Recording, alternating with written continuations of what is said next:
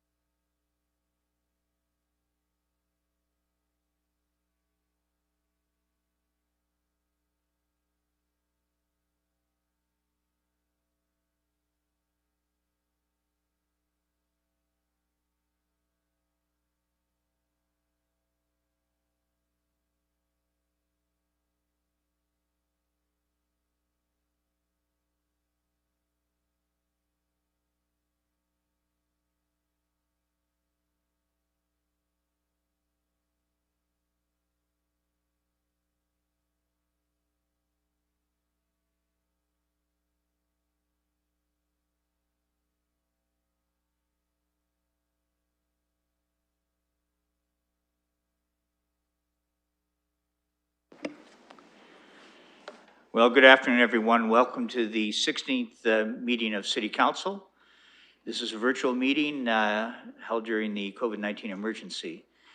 City Hall is open to the public, and as we know, with reduced capacity and physical distancing requirements, meetings can be viewed via live streaming on YouTube and our city's website. The City of London is committed to making every effort to provide alternate formats and communication supports for Council, Standing or Advisory Committee meetings and information on request.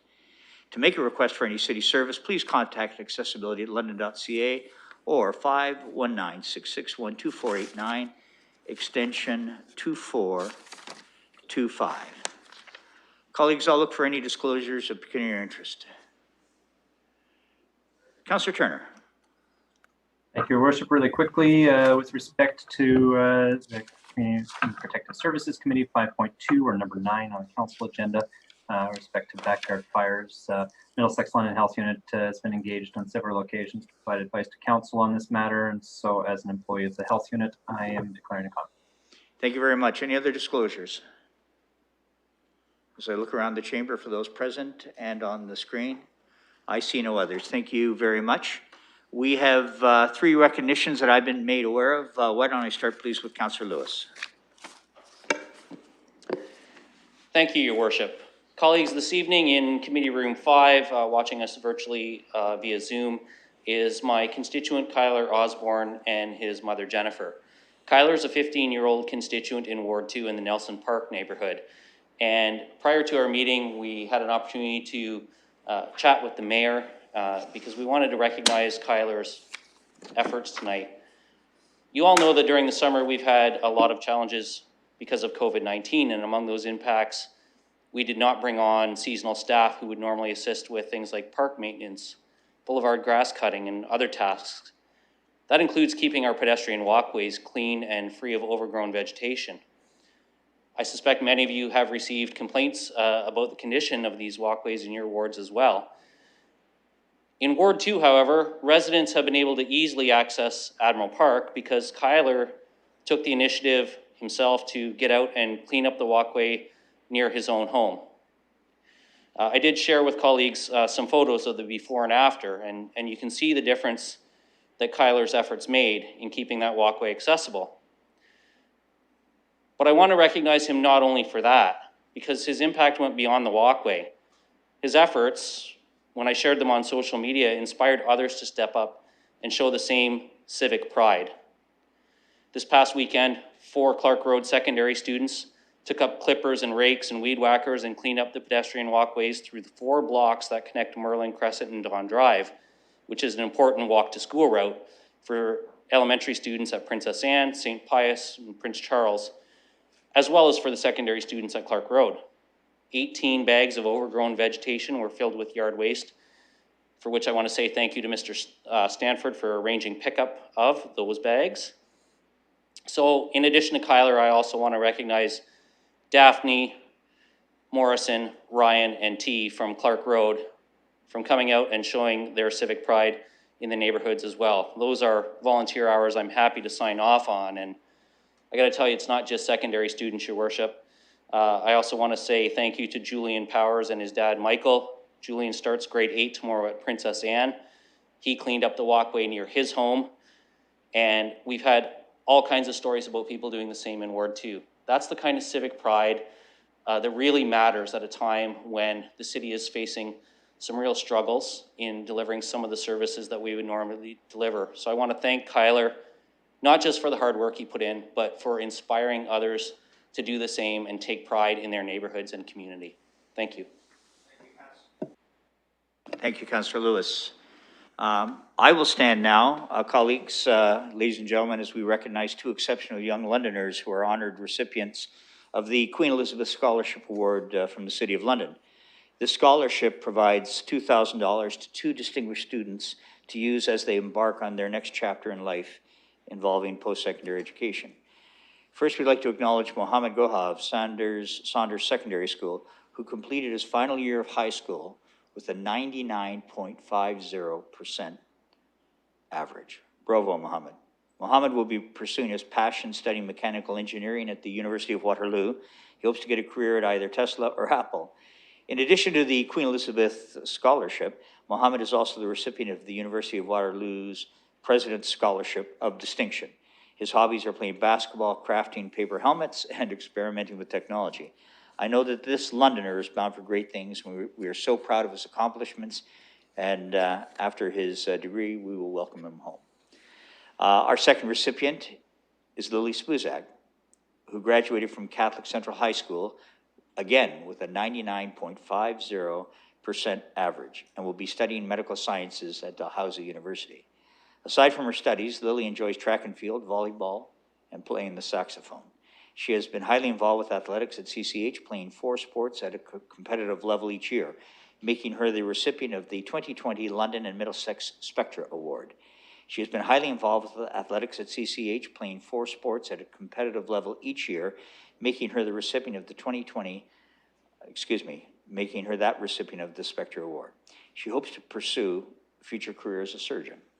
We all wish Lily the very best as she begins her studies at Dalhousie.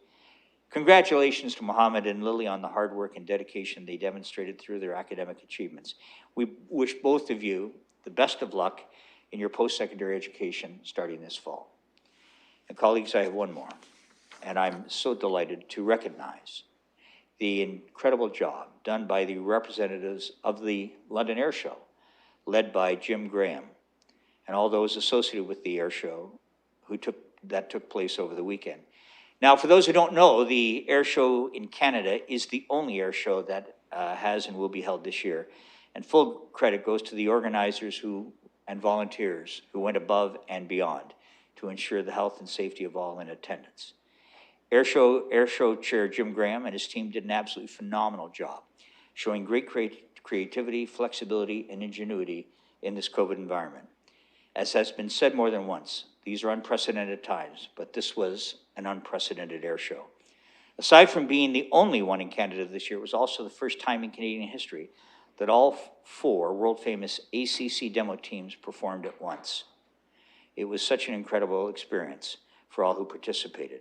We're also delighted of the full support of the Royal Canadian Air Force and the full support of the United States Air Force, who cooperated and gave us the great show that we enjoyed over the weekend. So to the organizers, on behalf of London City Council, please know that what you do truly matters, and it is very clearly appreciated by so many in the sold-out experience over the 2 days of the show. You have certainly made London proud. And to the pilots, Canadian and American, thank you for your service and for providing the thousands in attendance with memories to last a lifetime. What a delight. And again, thank you for making London proud. Colleagues, I'm not aware of any other recognitions, but if there are any, would you please make your intention known? Seeing none, I'm not aware of any confidential matters to be considered in public. However, there is a change in order motion required to move stage 4, council in closed session, and stage 9, add reports to after stage 13 bylaws. So I'll look for a mover and seconder, please. Moved by Councillor Kayubaga, seconded by Councillor Turner. We'll call the vote.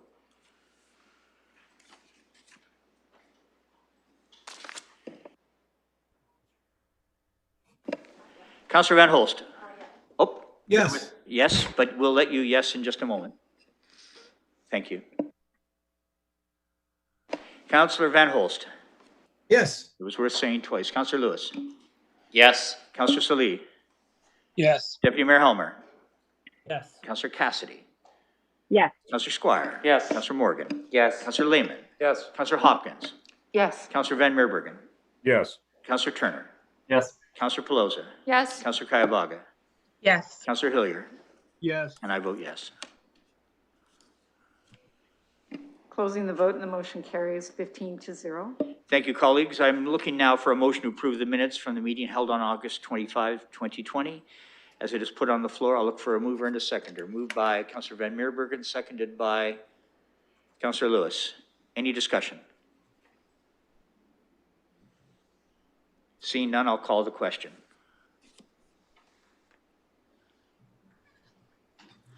Councillor Van Holst. Yes. Councillor Lewis. Yes. Councillor Salee. Yes. Deputy Mayor Helmer. Yes. Councillor Cassidy.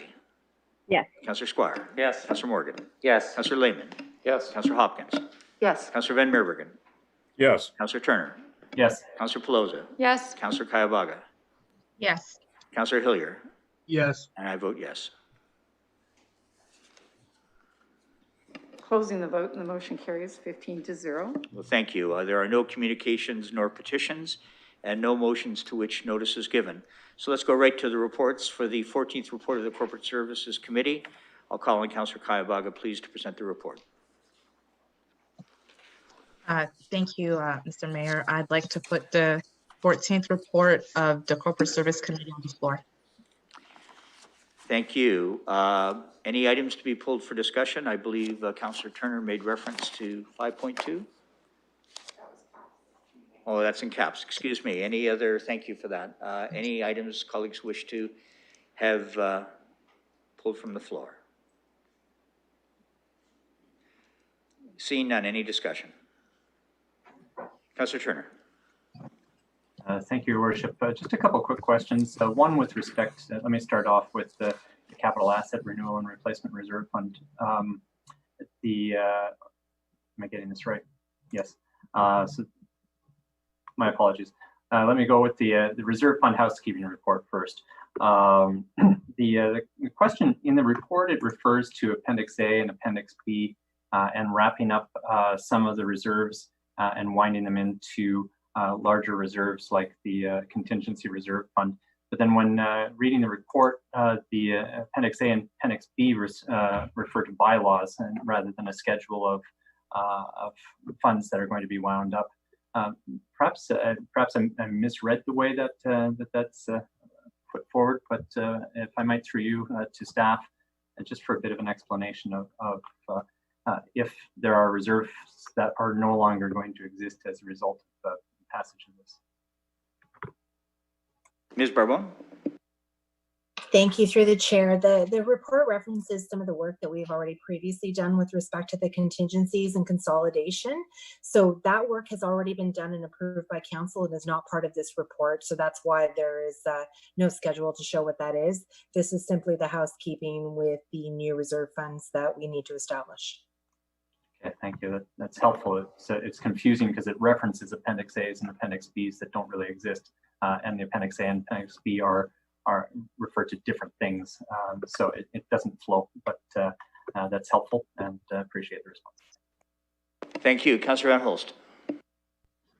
Thank you, Your Worship. And regarding item 8, the issuance of proclamation for Respiratory Therapy Week, you mentioned this at the meeting, and I also wanted to extend my thanks to our staff for adding the question about the connection to London, because the applicants were able to fill that in.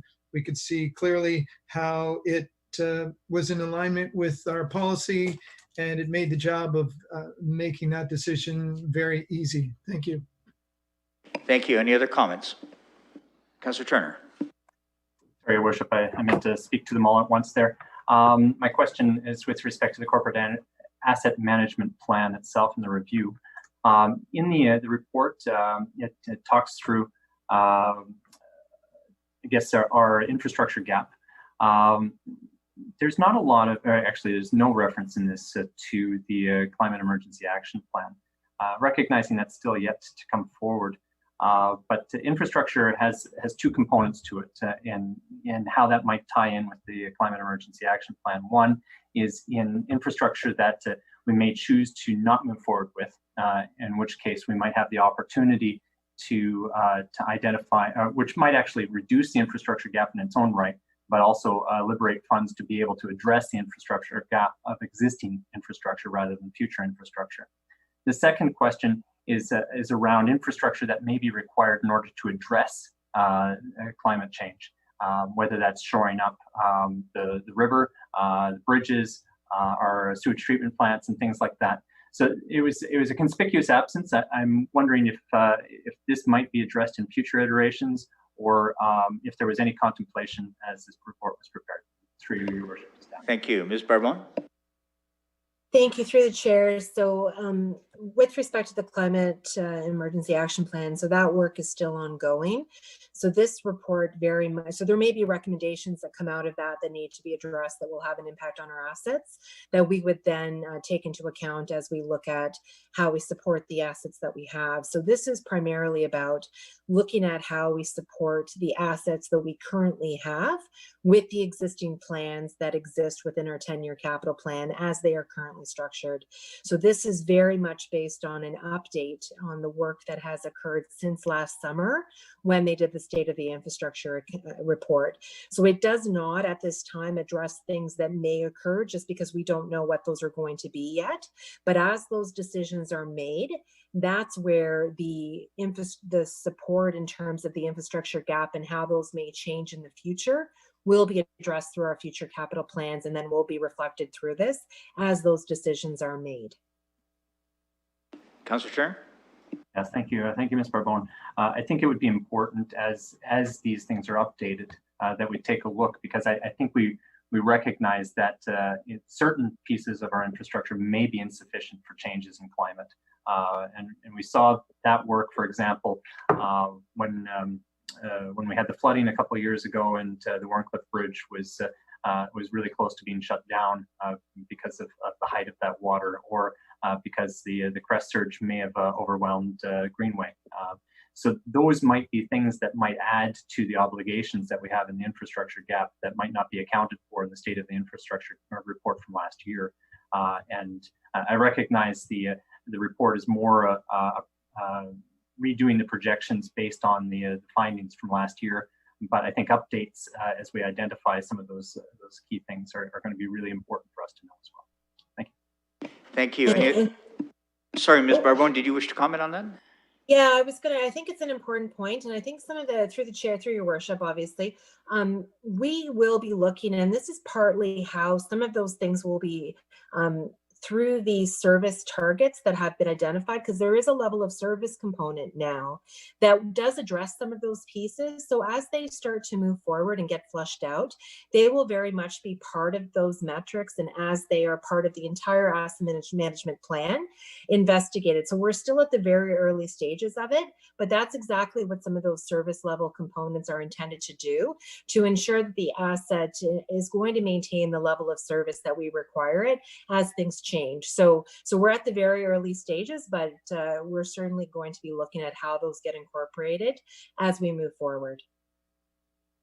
Councillor Turner? That's good. Thank you. Okay, thank you. I don't see anyone else's. Councillor Van Holst, your hand was up from the beginning. Are you wishing to comment again? Okay, thank you. Any other comments or questions? It's been duly moved and seconded. We'll call the vote.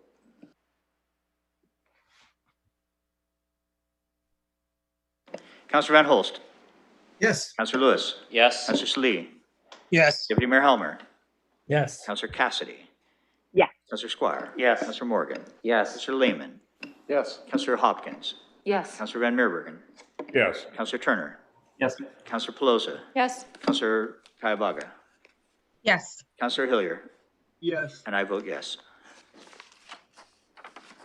Closing the vote and the motion carries 15-0. Thank you, Councillor Kayavaga. I appreciate it. Now for the 13th report of the Planning Environment Committee, I'll call on Councillor Cassidy to present the report, please.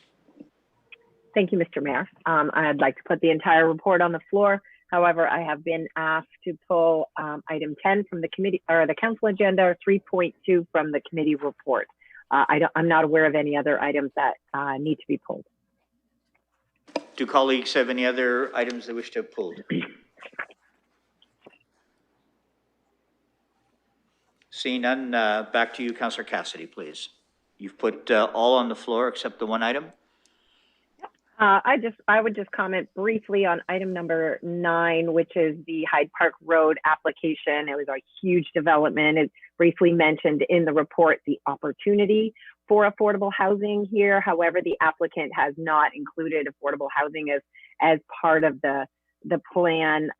It is hopeful that as they move forward through the process, they may decide at some point to incorporate affordable housing. We're looking at upwards of 750 units in this development, so it really would be a great opportunity for that. With that, I'll put the entire report, except for number 10, on the floor.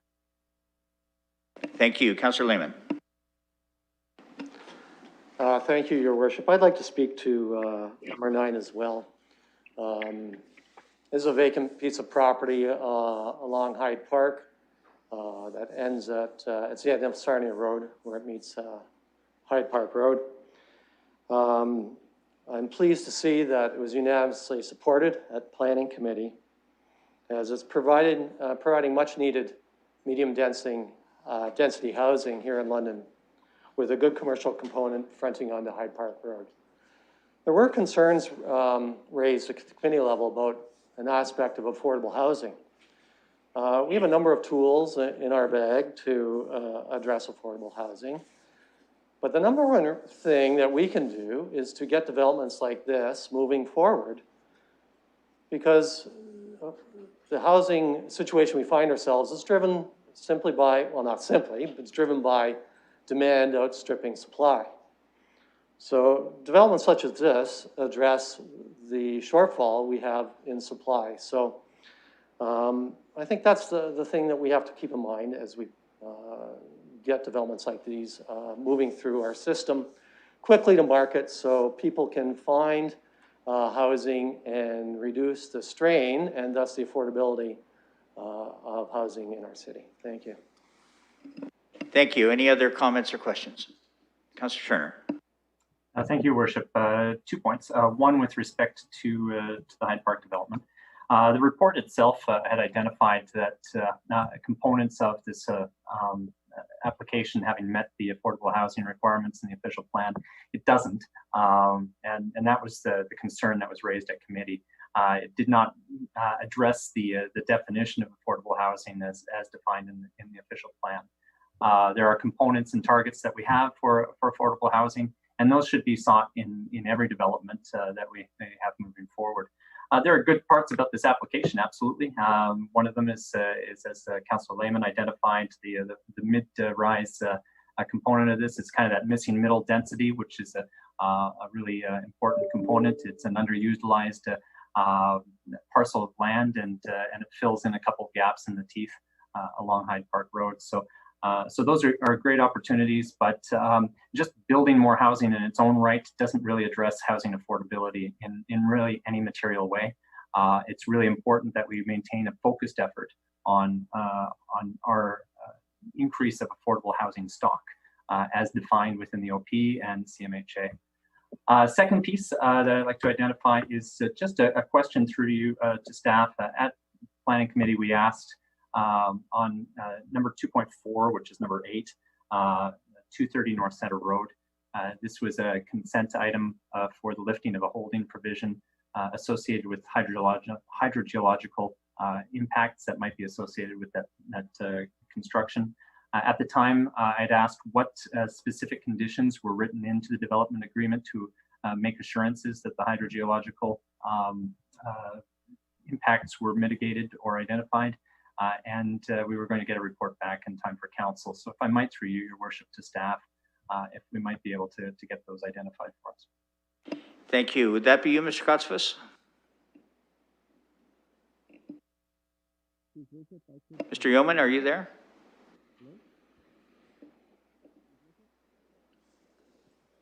Through you, through Your Worship, I can definitely answer that for the councillor. So I appreciate the councillor's request on this, and I know there's been a lot of community interest and sensitivity to this project, given the proximity to the groundwater tables associated with the broader area.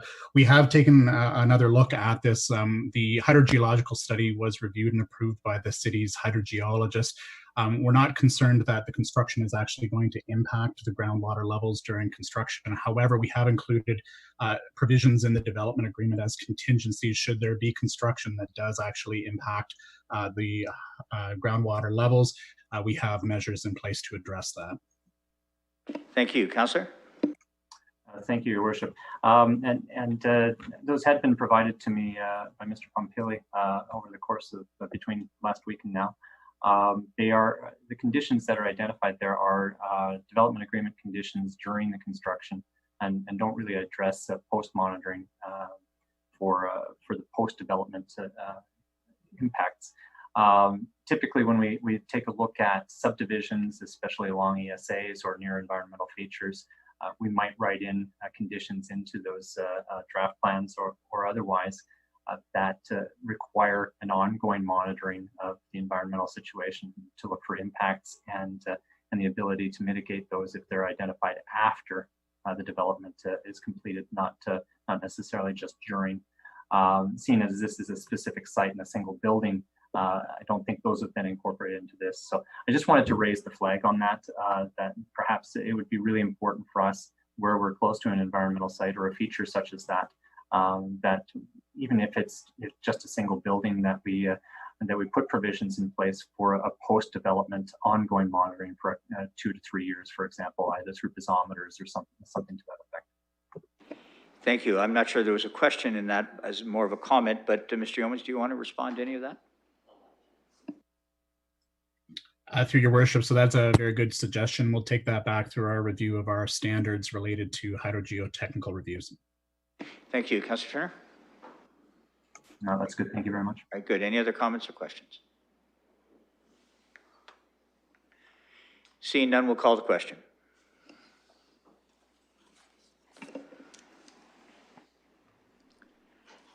Councillor Van Holst? Yes. Councillor Lewis? Yes. Councillor Salee? Yes. Deputy Mayor Helmer?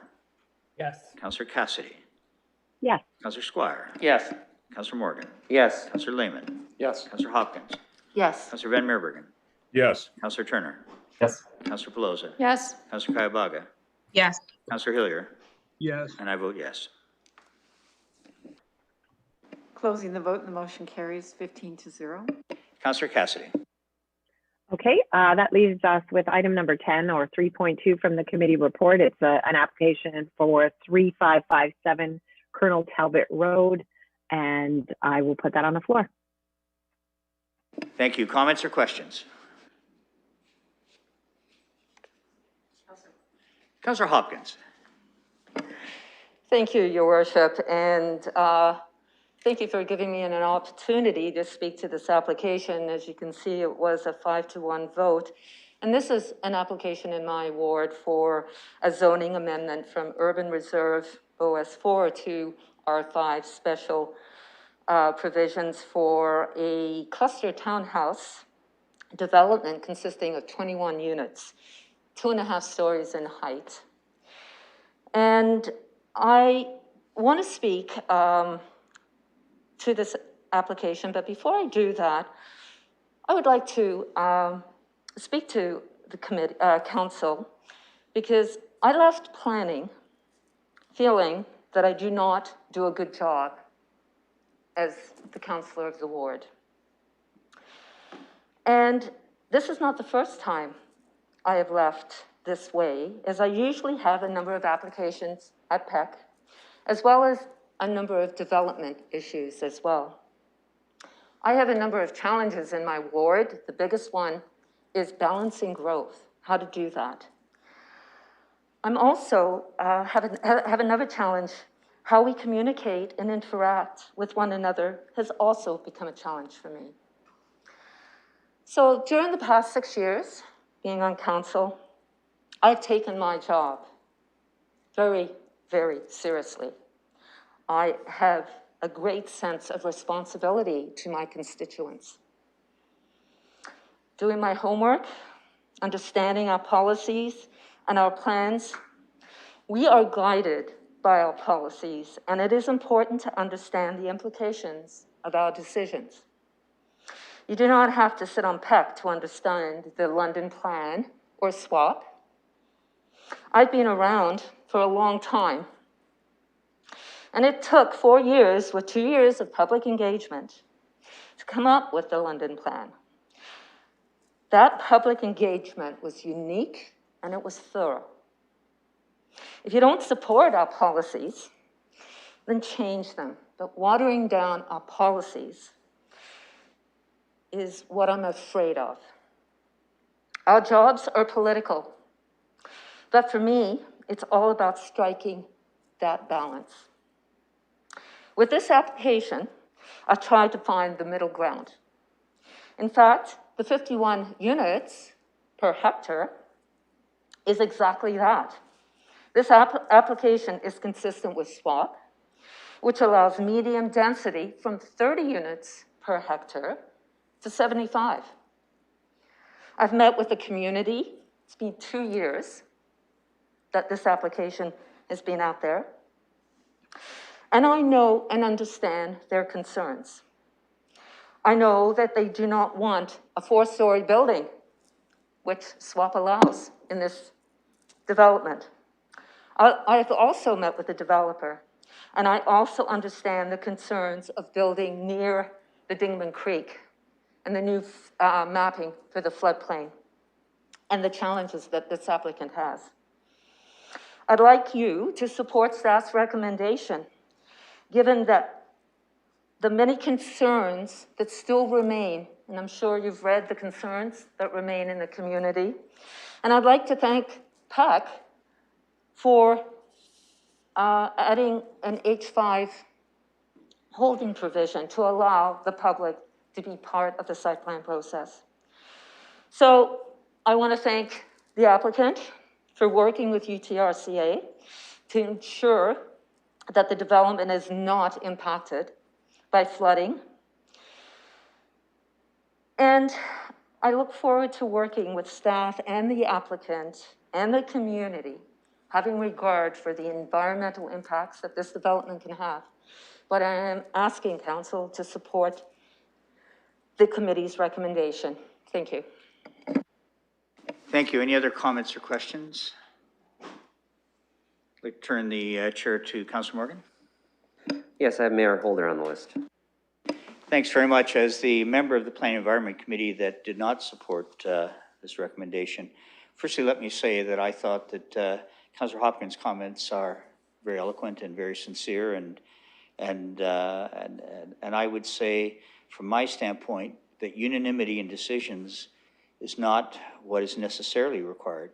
What we always must have, and what we always have in committees, is good and healthy debate.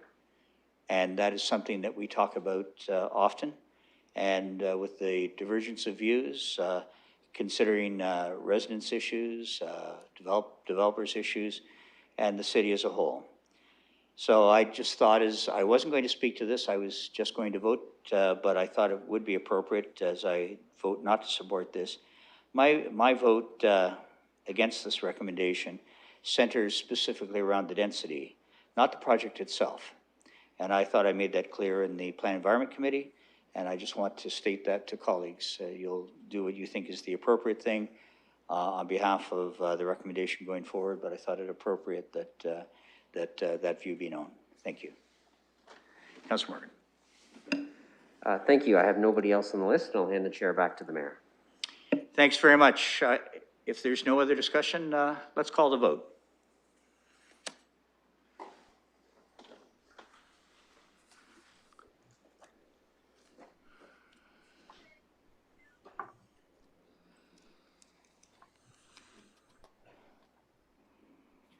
Councillor Van Holst. Yes. Councillor Lewis. Yes. Councillor Salee. Yes. Deputy Mayor Helmer. Yes. Councillor Cassidy. Yes. Councillor Squire. Yes. Councillor Morgan. Yes. Councillor Lehman. Yes. Councillor Hopkins. Yes. Councillor Van Meerbergen. Yes. Councillor Turner. Yes. Councillor Pelosi. Yes. Councillor Kayabaga. Yes. Councillor Hillier. Yes. I vote no. Closing the vote and the motion carries 14-1. So Councillor Cassidy, I think that's it for you, and thank you very much. Thank you. Thank you. I'd now like to call on Councillor Lewis for the 8th report of the Community and Protective Services Committee to present his report, please. Thank you, Your Worship, and through you, I've only been made aware of the one item. That's item 9 on the council agenda, 5.2 on the committee agenda. The Councillor Turner has indicated a conflict on. Otherwise, I'll put everything else on the floor, and we'll deal with that one separately. Thanks very much. I knew we'd get to 5.2 at some point. Any other items that colleagues wish to have dealt with separately? Seeing none, we'll look for any discussion on all the items with the exception of 5.2. Comments? Councillor Cassidy. Thank you, Your Worship. I am compelled to speak to item number 6, London for All, a roadmap to end poverty. I want to thank everybody that worked on the implementation body, and especially Roxanne Riddell from the United Way, who was, the city gave a budget to the United Way to serve as project manager. They certainly were not leading the implementation body, they were the facilitator, and Roxanne Riddell did an amazing job doing this. What she managed to do was bring people to the table to work on this plan who don't normally come to the table.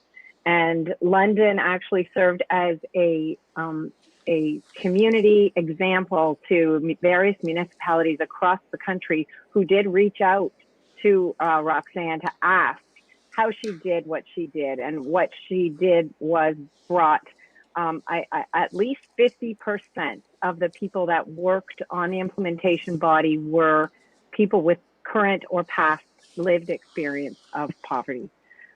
So that was extremely groundbreaking in this field, to have that kind of buy-in from the community that experiences this issue and knows it more intimately than anybody else.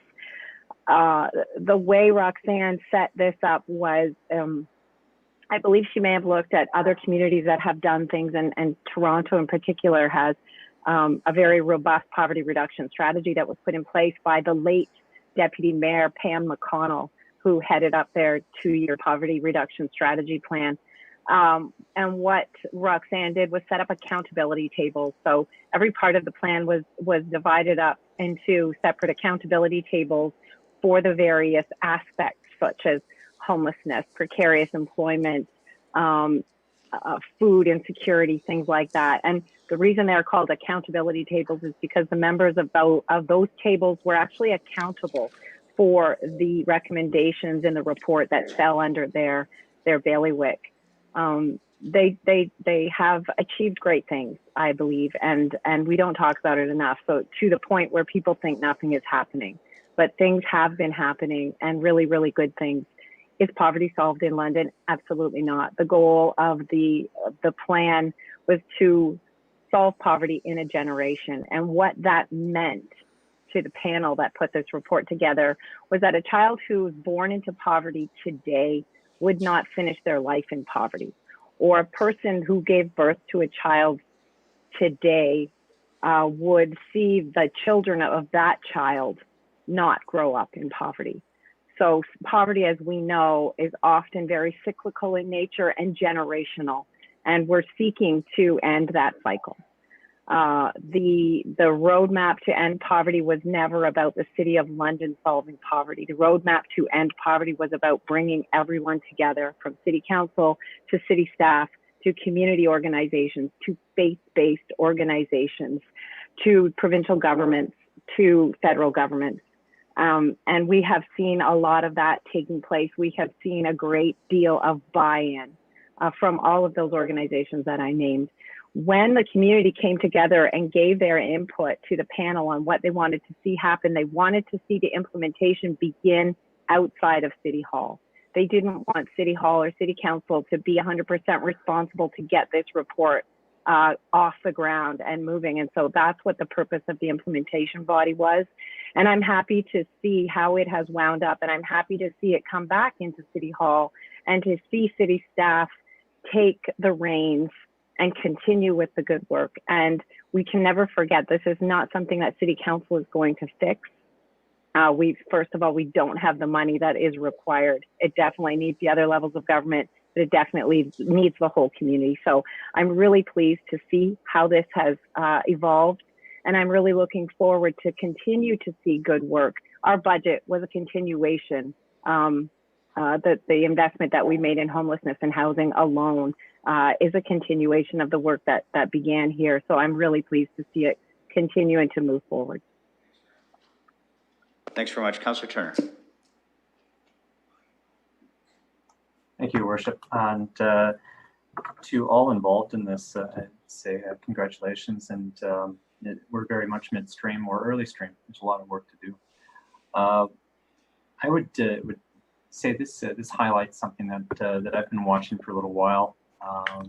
Is that there's an unprecedented level of collaboration between community agencies, between levels of government and those nonprofit agencies working on the ground to be able to address poverty within the city and elsewhere. The recognition of poverty as a priority and poverty as a major issue within our city, rather than just turning our eyes to it, has resulted in some fairly significant policy changes within those agencies and within ours as a city. I would point out to the significant work done by this council in past on transit, significant work done on housing and homeless prevention, employment. It's gotten it on the public agenda, and it's recognized as such so that we can put the focus and effort into those things and help to support that. One of the most important aspects was just identified by Councillor Cassidy, and it's in the report as well, that really initiatives of this type need to be very much involved and led by those experiencing poverty. There's a maxima called nothing about us without us. And I think it's so important not to have a very paternal look towards this, but rather us to be as supportive and recognize the role we play to help enable those activities that are identified by those who are facing the most challenges in poverty. Are we going to finish this quickly? No. This should be a focus of every council from now until who knows when. But they say, how do you eat an elephant? One bite at a time. And I think we're making progress. I think we've got to keep that going. I think the agencies need to continue to recognize this as a priority, as do we. And I look forward to recommendations that come forward where we can figure out what those priorities, especially those ones that we can be most impactful as a municipal government to assist in the ways that this work helps to bring forward to light. So thank you to all, and I'm glad to see this on our agenda. Thank you, Councillor. Councillor Pelosa.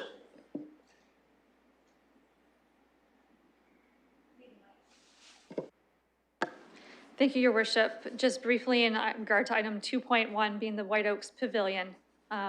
This is a project that was started in early 2019 with community consultation along the way in partnership with York Developments and the partners they're bringing to the table. It's really unique in that it's a donation. It was actually supposed to be built this spring. Leading into the build of it, COVID-19 befell our community.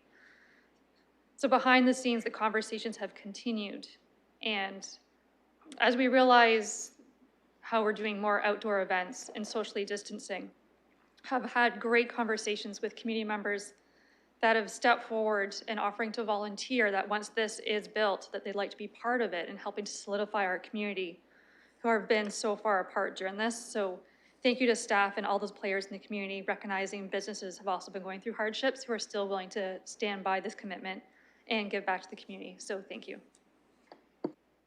Thank you, Councillor. I have no other speakers for this portion. So I believe Councillor Lewis would like to do a wrap on this. Yes, Your Worship, just very briefly, I wanted to give others an opportunity to speak to this first. I do want to take just a moment to say bravo to Councillor Pelosa. She's undervaluing the work that she put into this White Oaks Pavilion effort. This was originally something that was supposed to go into that facility 30 years ago when the park was first built, and she's been very tenacious about making sure that this goes forward. So I know that's the kind of work her constituents really appreciate, but I want to personally say how great it is to have a colleague who's working so hard for her constituents on things like that.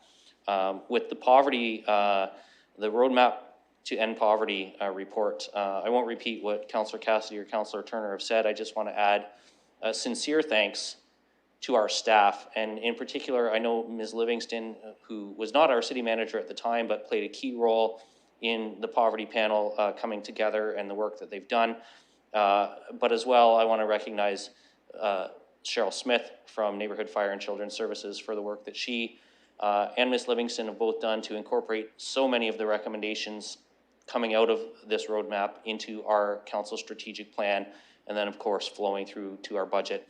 And I know those weren't the only two members of staff involved. I know Mr. Dickens in housing was involved, and Ms. Datersbeer before him, but so many of our staff have really done an incredible amount of lifting in terms of making sure that the plan we build moving forward incorporates a number of these recommendations in them. So I just want to recognize our staff for that. Thank you. And with that, we will call the question.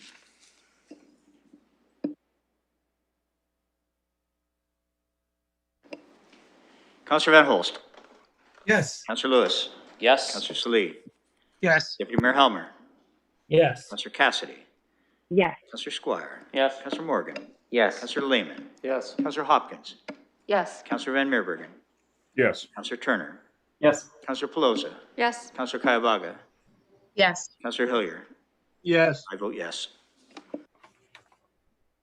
Closing the vote, the motion carries 15-0. Councillor Lewis.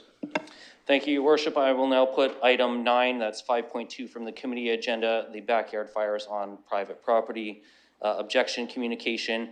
Colleagues, I'll just share very briefly that the committee voted to take no action on this, it being noted that a representative of the fire department has responded to the concerns raised by the individual in the above noted communication.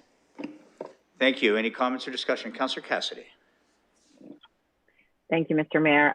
This is an item that comes back to us repeatedly, and I think it's a missed opportunity. I know it's not a conversation that many people want to have. It's one of those ones that causes division because not everybody's on the same page with this one. I mean, by everybody, I mean people in the community. I don't mean councillors. It's going to keep coming back. The fire department did respond. The fire department responded from the point of view that this is a bylaw that is set by city council, and the fire department simply responds to the bylaw, enforces the bylaw appropriately, which is the correct response. The bylaw is in our hands, and the bylaw is our responsibility. As we see greater intensification, as we see more of these larger lots being redeveloped into medium density and sometimes even high density developments, we are going to see more and greater conflict between property owners about this. And I already receive reports and complaints and phone calls on a very regular basis from people who don't appreciate the smoke that drifts into their yards. So it is an issue that is about property ownership and private property rights. but it is also an issue that is a health concern to, and a serious health concern to various members of our community. Just as smoking in public places was regulated some time ago because of the infringement of one person's rights onto another's, this is something that will continue to crop up because there are people that unfortunately aren't able to enjoy their backyard space. It's not going to be an easy issue. I have no easy answers for council. I'm just saying that I believe it's a discussion that is going to have to happen at some point in the future, especially as we continue to see intensification in residential neighborhoods and greater density. Thank you. Councillor Squire. Yeah, I just wanted to address this issue and from the point of view, I think we all hear as councillors from people who do not like backyard fires. And I just have to say that when I get those complaints, the most common thing that I see is that it's someone who is breaching the bylaw. In other words, it's someone who's burning out of hours. It's somebody who's burning too much. It's somebody who really isn't complying with the current bylaw. And frankly, that's how I solve those problems, is making sure that we have proper enforcement, and that largely takes care of it. Now, I understand there are people that are concerned about it, but I just want to remind council of what the health unit said on the last occasion this matter came forward. They were asked about the issue of outdoor fires and how they considered it to be a health concern. And if you look at the scientific literature and listen to what the health unit said, because they did say this, the concern about outdoor fires is far, far less than the fires people have inside of their houses. The smoke does, if you're in close proximity to a fire by choice, you can inhale toxic materials that are not good for you, and that's a choice you make. People who are living close to it, the next neighbors, if it becomes to the extent of a nuisance, there are private remedies available to you through the courts. I've seen that happen. If someone insists on causing a nuisance on your property, you are free to pursue that, and I really recommend people do that in those particular cases. The health unit was really clear that the real problem we have in terms of health is the indoor fires, because they are being done in an enclosed space. So for those people who enjoy a fire inside of their homes, where they don't have proper ventilation, that smoke is really much more harmful than it is being dissipated outside. So I think this is an issue. People raise it all the time, but I can tell you the vast majority of people enjoy doing this, and they do it responsibly. Thank you. Councillor Van Holst. Thank you, Your Worship. And through you, my comment about this is that it's really not the fires, but the smoke. That's the trouble. And I hope that neighbors can be, forthright enough to go mention to somebody, hey, I'm getting smoke from your fires are smoky. I know we have a neighbor that has smoky fires from time to time, and I think people would be conscientious of dealing with that. I don't know that councillors are necessarily the ones that have to deal with every complaint like that.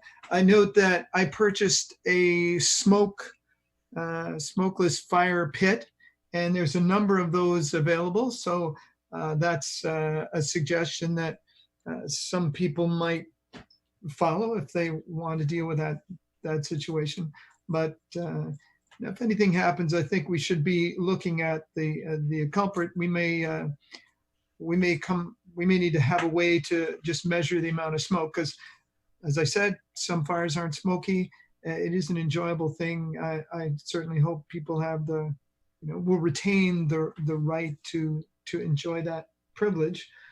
But as Councillor Squire said, in this case, it was a violation of the bylaw.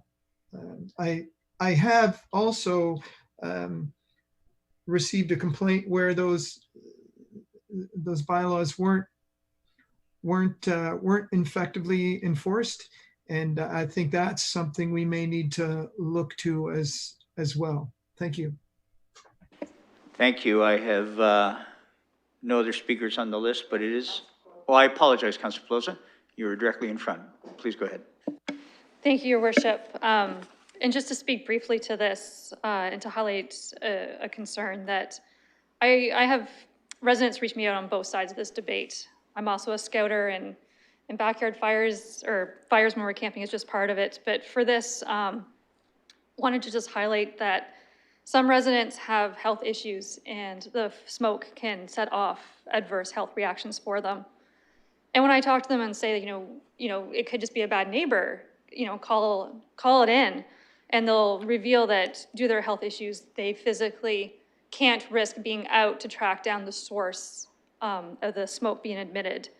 And in those cases, they're asking, what can I do? Because bylaw will not come and drive block after block looking for this where it might be happening. So I do believe perhaps our solution is enhancement of the current bylaws. I'm certainly not prepared today to have a full review of what we're doing, but obviously it's a conversation that keeps coming up, and those residents are concerned that it's not even a choice of recreation and bringing happiness. It's just basic accessibility of their neighborhood with health concerns that they're having, and asking for us to address those when the opportunity allows. Thank you. Thank you. I'm looking around the room and at the screen. I see no other speakers, but it is an opportunity with daylight savings and this whole discussion around fire and smoke to get ready to change your batteries and your fire alarms. That's my public safety announcement that I know Councillor Lewis probably would have said, but I've beaten him to the punch. Back to you, Councillor Lewis. I think we're ready for the vote. So we will call the vote.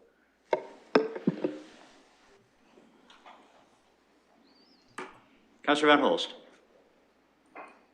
Yes. Councillor Lewis. Yes. Councillor Salee. Yes. Deputy Mayor Helmer. Yes. Councillor Cassidy. No. Councillor Squire. Yes. Councillor Morgan.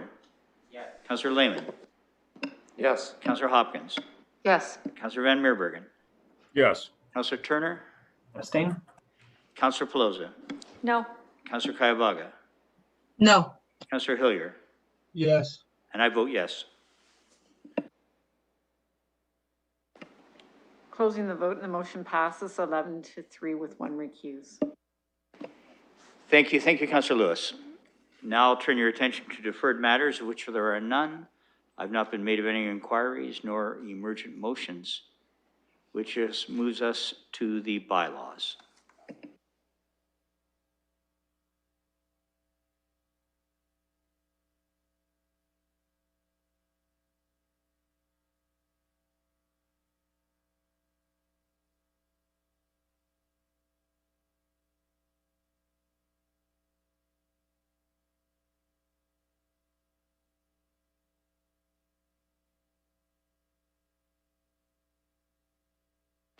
So colleagues, we have two sets of voting on this, bylaws 256 through 275 inclusive, with the exception of bylaw 274, which is the one that was discussed earlier in our session, and that was the 3557 Colonel Talbot Road. So I'll look for a mover and seconder for those bylaws with the exclusion of 274. Is there a mover? Councillor Turner, seconded by Councillor Cassidy. Thank you. We will call the vote.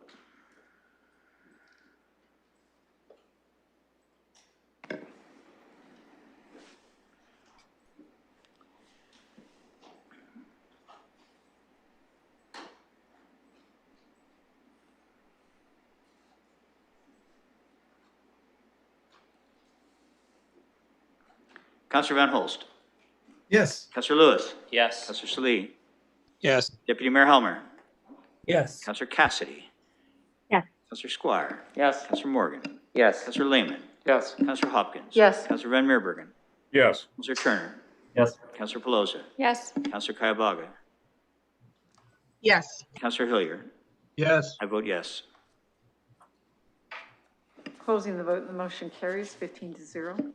Thank you, colleagues. I now turn your attention to the second reading of Bills 256 through 275, exclusive of Bill 274. I'll look for a mover and a seconder. Moved by Councillor Lewis, seconded by Councillor Hillier. Any discussion?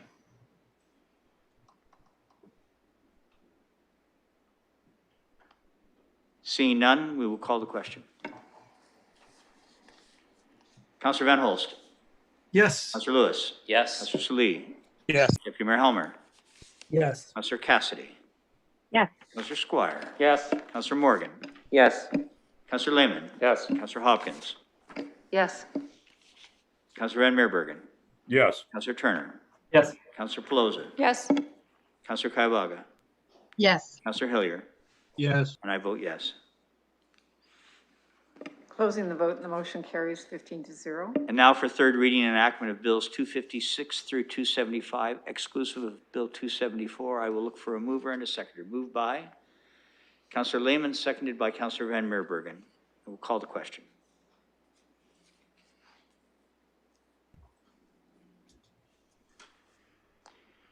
Counselor Van Holst.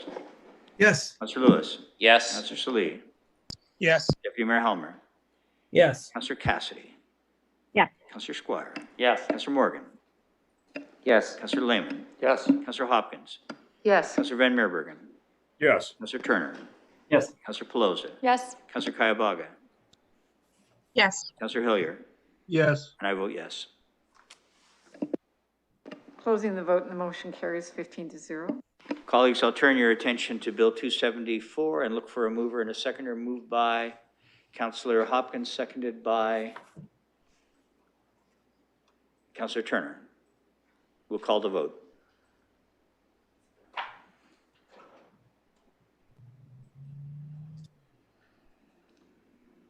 Counselor Van Holst. Yes. Counselor Lewis. Yes. Counselor Salee.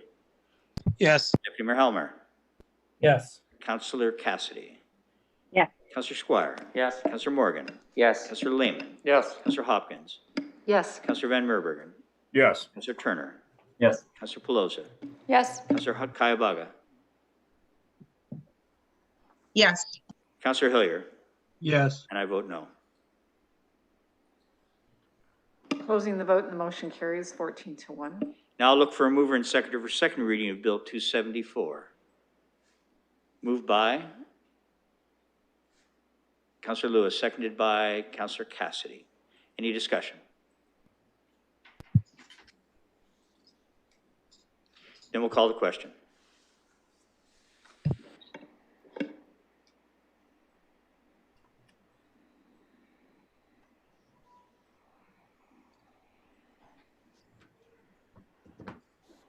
Counselor Van Holst. Yes. Counselor Lewis. Yes. Counselor Salee. Yes. Deputy Mayor Helmer. Yes. Counselor Cassidy. Yes. Counselor Squire. Yes. Counselor Morgan. Yes. Counselor Lehman. Yes. Counselor Hopkins. Yes. Counselor Van Meerbergen. Yes. Counselor Turner. Yes. Counselor Pelosi. Yes. Counselor Kaiwaga. Yes. Counselor Hillier. Yes. And I vote no. Closing the vote and the motion carries 14-1. So colleagues, for third reading and enactment of Bill 274, I'll look for a mover. Counselor Hopkins, seconded by Counselor Pelosi. We'll call the vote.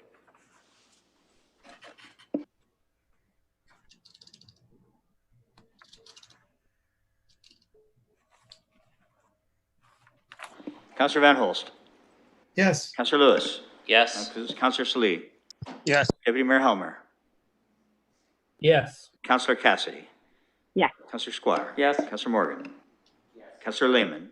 Yes. Counselor Hopkins. Yes. Counselor Van Meerbergen. Yes. Counselor Turner. Yes. Counselor Pelosi. Yes. Counselor Kaiwaga. Yes. Counselor Hillier. Yes. And I vote no. Closing the vote and the motion carries 14-1. Thank you, colleagues. We're about to move into closed session. There are two matters that we will be dealing with. To do that, and we will advise those watching that we will move back from closed session to indicate results of our discussion. So I'll look for a mover and a seconder to go into closed session. Councillor Van Meerbergen, seconded by Councillor Lehman. We'll call the vote. Councillor Van Holst. Yes. Councillor Lewis. Yes. Councillor Salee. Yes. Deputy Mayor Helmer. Yes. Councillor Cassidy. Yes. Councillor Squire. Yes. Councillor Morgan. Yes. Councillor Lehman. Councillor Hopkins.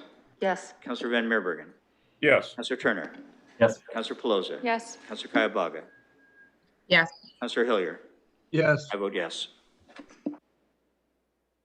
Closing the vote and the motion carries 15-0. Thank you, colleagues. We'll just need a couple of minutes to change up some of the hardware. Thank you.